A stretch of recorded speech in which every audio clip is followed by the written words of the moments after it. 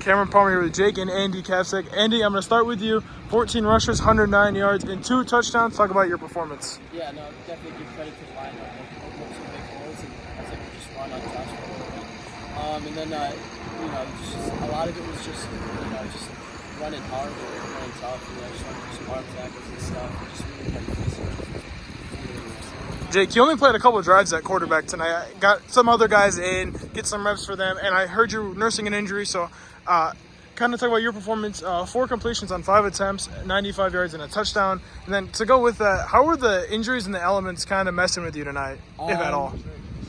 I mean, it is a lingering thing, but it's nothing that messes, with my ability to do anything as of right now. And yeah, I mean, the offense looked clean the first 2 possessions. There are obviously things we need to clean out. It wasn't perfect. And playoff time, there are things, that we gotta work on. That's gonna be the case for most teams. But I think we're playing our best football going into the playoffs, and it's definitely good to feel that way. Can you talk about your performance a little bit? Yeah. Well, I don't know. I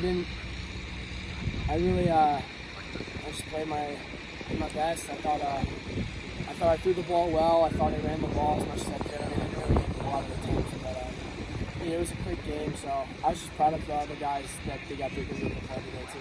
And then you guys are going to host a playoff game next Friday for Week 11. Talk about what that means for you guys and kind of your outlook for next week as a whole between practice and Friday. Yeah, I mean, it's a huge deal, especially for us. Our whole high school career, we haven't won a playoff game, and so getting another opportunity, especially at home, to do it in front of the fans and stuff like that. That's just great. And obviously, if we win, it'd be a great experience, a great all-time moment. But and I think the biggest thing is trying to build a culture here. Gilmour football hasn't been what it can be in the past, and we're just glad we get to host playoff games year after year. We got to win one, and it just feels good to have that out. Thank you. Cameron Palmer here with Brody, Lennon from Gilmour. First, you catch a touchdown from 32 yards away. You catch it from the backup. Kind of talk about the play.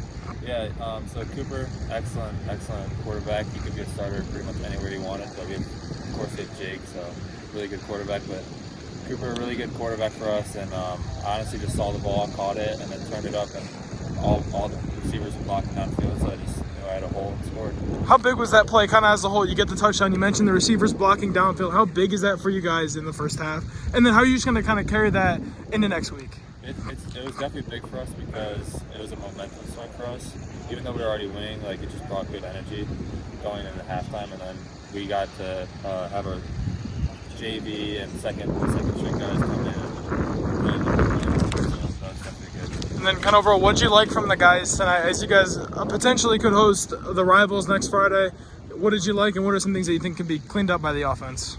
Yeah, I just liked how physical we were, but I also think there's some blocks that we just need to fix and just overall play a little bit better than we did tonight. And going into next week, hopefully we play our rivals, but whoever we play, we're going to play physical, strong, and give everybody a good matchup. Thank you.